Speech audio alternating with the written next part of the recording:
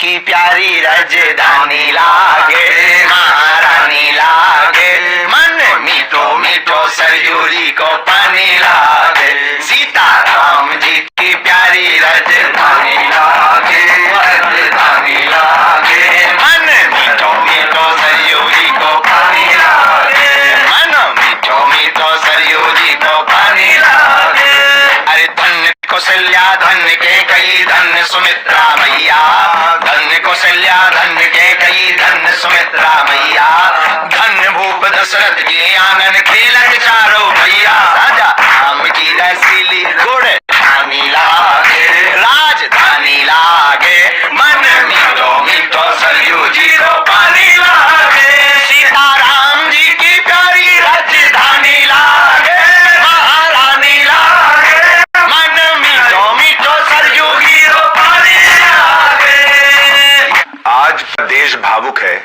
रामलला को राम मंदिर में पहुंचता हुआ देखकर 500 साल का इंतजार खत्म हुआ है और वो जो तस्वीरें थी जिन्हें देश ने आज देखा है उसके बारे में बात करने के लिए हमारे साथ बागेश्वर महाराज मौजूद हैं। कितने भी राम भक्तों की बात कर लें लेकिन सबसे बड़े राम भक्त तो हनुमान जी हैं और आपका हनुमान जी से डायरेक्ट कनेक्शन है। हनुमान जी के अंदर क्या भाव है इस मंदिर को बनता देखकर, प्रभु राम को वहां देखकर कि टेंट से निकलकर राम जी जो है वो चले गए अब इतने भव्य और सुंदर मंदिर में, तो हनुमान जी का भाव बताइए जरा आपकी कोई बात। अरे हनुमान जी जो है आज खूब गदगद है, जय जयकार कर रहे हैं। हनुमान जी बढ़िया जो है इस डाल से उस डाल पे कूद के हाथ में करतल लेकर के बढ़िया जो है बड़े बड़े पैजना पहने और नाच रहे हैं मुस्कुराते हुए और बार बार अपने आंखों के आंसुओं को पहुंच रहे हैं। और जब मंत्रोच्चारण होता है और जब प्रभु श्री राम की प्राण प्रतिष्ठा की विधियां की जाती सोई वो हाथ जोड़कर फिर बैठ जाते हैं। ऐसा हमें अपने मन में प्रतीत हुआ, ऐसी हमारे भाव भंगमा मन में हमारी मति में जागृत हुई। और हनुमान जी महाराज आज अति गदगद है, लेकिन हमारे हनुमान जी यहीं तक नहीं रुकेंगे। त्रेता युग के बाद द्वापर युग आता है, यानी अब राम राज्य तो आ गया, अब कृष्ण कन्हैया के पास जाएंगे। तो आप कह रहे हैं अब राम मंदिर के बाद मथुरा और काशी की बारी है। बस अब देखो त्रेता युग के बाद द्वापर आता है तो कृष्ण जन्मभूमि और ज्ञान वापी, ये दोनों। आपके गुरुजी हैं रामभद्राचार्य जी, उन्होंने एक इंटरव्यू में हमारे चैनल पर कहा कि 3 साल लिख के रख लो, 3 साल के अंदर ये दोनों भी हो जाएंगे। जगत गुरु भगवान पूज्य गुरुदेव भगवान साक्षात ईश्वर है और उनकी वाणी आज तक परम सत्य हुई है। राम मंदिर के लिए उन्होंने भविष्यवाणी की थी, जो उन्होंने कहा आज तक असत्य नहीं हुआ। गुरुदेव भगवान हमारे अद्भुत हैं, निश्चित रूप से हमें अपने गुरुदेव भगवान की वाणी पे भरोसा है। इन 3 वर्षों के अंतर्गत निश्चित रूप से कुछ ना कुछ सनातन के लिए और अच्छा होगा। आप लगातार हिंदू राष्ट्र की बात करते हैं, आज हिंदू राष्ट्र में जो तमाम हिंदू होंगे, और आपने कहा कि हिंदू राष्ट्र का मतलब ये नहीं कि मुस्लिम सिख ईसाई नहीं रहेंगे, ठीक है, लेकिन हिंदुओं के लिए एक बड़ा पर्व जैसा है राम मंदिर बनते देखना, और ये अपने आप में बड़ा अद्भुत है। दुनिया भर में जितने रिलीजियस कॉन्फ्लिक्ट चल रहे हैं वो एक लौता है जो सुलझ गया, कहीं नहीं सुलझा है, तो अपने आप में ये बड़ा अद्भुत है। आपको ये उम्मीद है कि हो सकता है इसके बाद जो मुसलमान पक्ष है वो आए और कहे कि नहीं काशी और मथुरा के लिए जो है हम अपना योगदान देते हैं? उनमें कुछ लोग तो बहुत अच्छे हैं जिन्होंने राम मंदिर का स्वागत किया, पुष्पमालाएं चढ़ाई, पुष्पों को बरसाया, स्वागत किया, राम भक्तों का स्वागत किया। कुछ लोग यहाँ आए भी हैं, वो मुसलमान तो बहुत अच्छे हैं। लेकिन कुछ लोग जिन्होंने परहेज है, पेट खराब है जिनका, उनको तो बहुत दुख हुआ है और सहजता से उन्हें देना होता, बल्कि भाईचारे का और एकता का मतलब यही है कि उन्हें आगे चढ़कर आना चाहिए, बढ़कर आना चाहिए कि देखो आप और हम भारत के लोग हैं, आपकी आस्था के केंद्र ज्ञानवापी और आपकी आस्था का केंद्र प्रभु श्री कृष्ण है, ये आप सहज बस लो। हमें लगता है इससे सुंदर देश फिर दुनिया में कोई और नहीं होगा। तो हमारी सीख और हमारी सलाह भारत के मुसलमानों को यही है कि आप ज्ञानवापी और मथुरा आगे बढ़ करके दे दो। आप लेकिन कह रहे हैं कि आगे बढ़ के दे दो, उधर असदुद्दीन ओवैसी हैं, वो पीछे से पंप कर रहे हैं कि भाई ये मस्जिद हमारी चली गई, ये शहादत भूलना मत और दूसरी मस्जिद नहीं जानी चाहिए, तो वो उधर से कह रहे हैं, आप इधर से कह रहे हैं। उन्हें आगे बढ़कर देना चाहिए, हम कह नहीं रहे, हम तो आह्वान कर रहे हैं। वो हमेशा बोलते हैं भाईचारा, एकता, हम बस उसका सूत्र बता रहे हैं कि एकता और भाईचारा करनी है तो आप हमको ज्ञानवापी और मथुरा दे दीजिए, आप दे दो हमें। आपकी बाकी भारत में जितनी मस्जिदें हैं वो सुरक्षित है, हमें मस्जिदों से बुराई नहीं। आपकी जो भगवान है उनकी पूजा से हमें दिक्कत है, आपसे हमें दिक्कत है।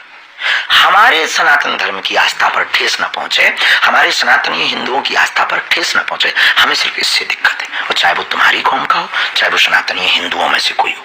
काशी मथुरा अगर वो दे देते हैं तो फिर और दूसरे मंदिरों के लिए क्लेम नहीं होगा? काशी मथुरा दे देते हैं, फिर कोई बुराई नहीं, कोई बुराई नहीं, फिर कोई बुराई नहीं। फिर किसी जो भी और दूसरी मस्जिदें हैं जो कहा जाता है कि हिंदू मंदिर तोड़ के बनी, उसके फिर आप हिंदू पक्ष बुला देगा? अगर वो हिंदू पक्ष उदारवादी होंगे वो लोग बुला देंगे, पर ये दो इतनी उदारता पहले ये तो दिखा दें, ज्ञान वापी मथुरा ये तो दे दें, बाकी उदारता का विचार किया जाएगा। पहले जो उनकी उदारता दिखनी चाहिए वो उदारता दिखे। अब इसी उदारता में, राम मंदिर की उदारता में तो कितनी उनकी जली है वो तो सबने देखी है। तो अब देखते हैं अगर ऐसा कोई पहल उस तरफ से करता है तो हम उनका स्वागत करेंगे कि हमको मथुरा और काशी दो। आप कभी असदुद्दीन ओवैसी की पर्ची क्यों नहीं निकालते हैं?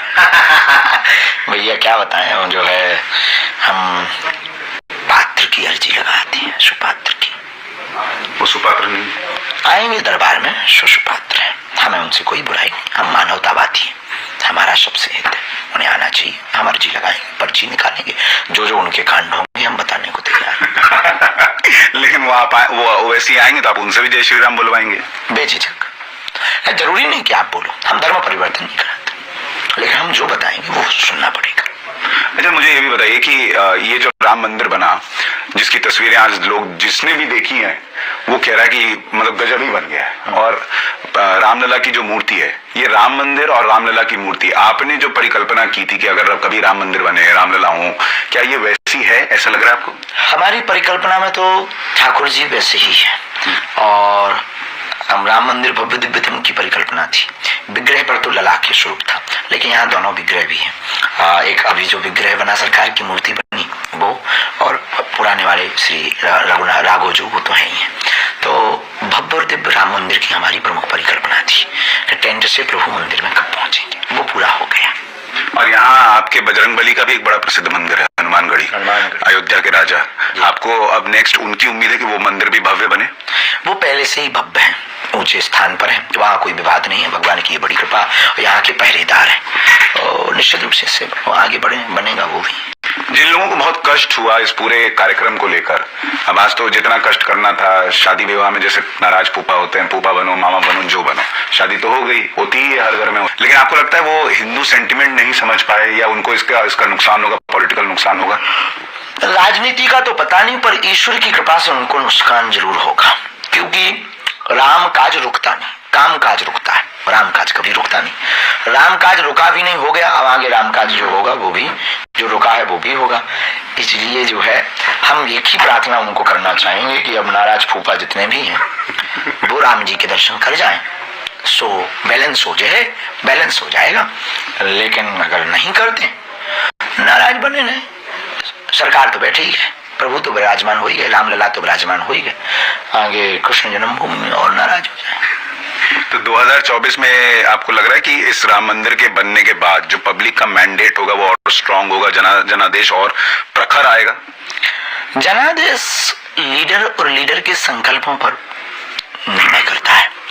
राम राजनीति का विषय नहीं है, राम आस्था का विषय है, अध्यात्म आस्था का विषय है। राजनीति में प्रायः जो जैसा संकल्प प्रस्तुत कर पाए और जिसकी कार्य करने की संकल्प दृढ़ता जितनी तीक्ष्ण हो, उसी व्यक्ति को बहुत ज्यादा फॉलो लोग करते हैं, उसी को बहुत ज्यादा मानते हैं, उसी को बहुत ज्यादा भूख होती है।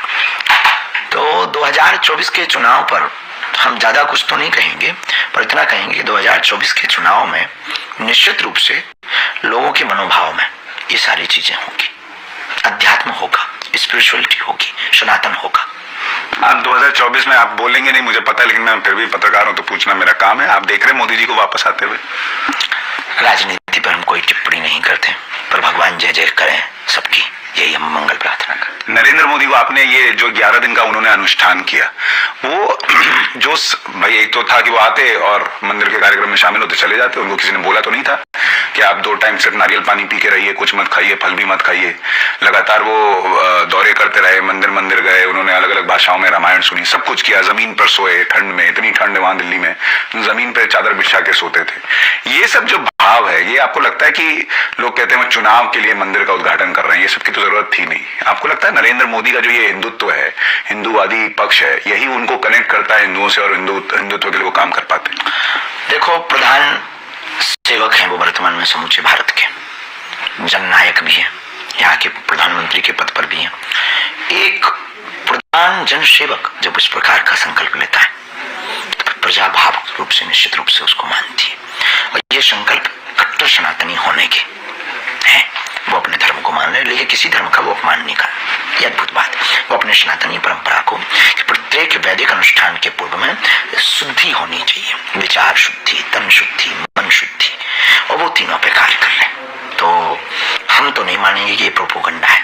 प्रोपोगंडा वो कहलाता है कि आए मंदिर में किया और चल दिए, आरती की, फोटो खिंच गई, अपन ने देखो भाई राम जी का काम, ये प्रोपोगंडा है।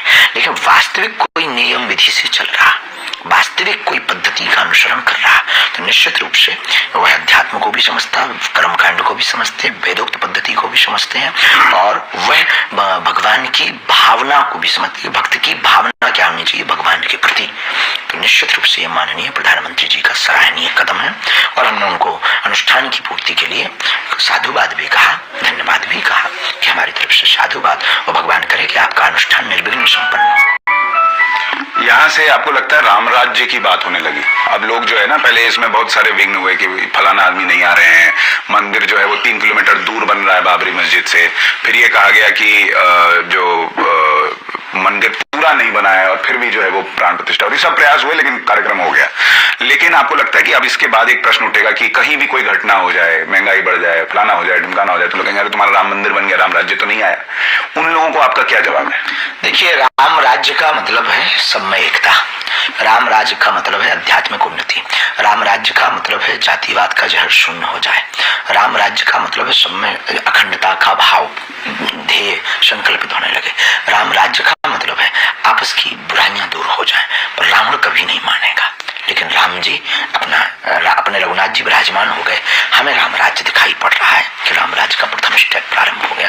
अब यह युग परिवर्तन का युग है, अब भारत अद्भुत दिशा की ओर जा रहा है, और निश्चित रूप से राम राज्य ही है। एक आखिरी प्रश्न, आपको लगता है हिंदू एक होगा? क्योंकि इतना सेलिब्रेशन जो हो रहा है राम मंदिर को लेकर वो हिंदू कर रहा है, लेकिन इसके बीच में जो लोग सवाल उठा रहे हैं वो भी हिंदू हैं, जो लोग पूछ रहे हैं कि रामचरितमानस पे सवाल उठा रहे हैं वो भी हिंदू हैं, जो लोग हिंदू धर्म को बीमारी बता रहे हैं वो भी हिंदू हैं, लेकिन दूसरे धर्मों में ऐसी विभिन्न मत जो हैं वो नहीं दिखते। आपको लगता है हिंदू एकजुट हो रहा है, ये राम मंदिर उस दिशा में कुछ कदम आगे बढ़ा रही है? राम मंदिर में जो सबरी का मंदिर बनाया, अयोध्या में जो है महर्षि वाल्मीकि जी का एयरपोर्ट नाम रखा, निषाद राज जी की चर्चा, यह सब हिंदू एकता के लक्षण है। अब वर्तमान में यहाँ हर जाति का व्यक्ति सिर्फ एक ही चर्चा कर रहा, भारत में राम राज्य एक ही चर्चा कर रहा, हिंदू राष्ट्र एक ही चर्चा कर रहा, राम मंदिर, मतलब सभी हिंदू एक हो रहे हैं, और उसका प्रथम स्टेप प्रारंभ हो चुका। अब हिंदू जाग रहा है, उसमें आपका बड़ा योगदान है, आप तो हिंदू को जगाने के लिए भी बहुत प्रयासरत हैं। तो आज आप बम बम है, मतलब खूब आनंदित, खूब आनंदित। से आखिर में कुछ कहना चाहेंगे? अंत में यही कहना चाहेंगे कि राम जी तो आ गए, कृष्ण कन्हैया जी आ जावे, आप प्रसन्नता पूर्वक रहो, आप सबको शुभकामनाएं, मुस्कुराते रहो। ये राम राज्य की परिकल्पना के लिए यही प्रार्थना है कि भारत में अब जाति गणना नहीं, भारत में गरीबों की गणना हो, तो निश्चित रूप से हमारा भारत और आगे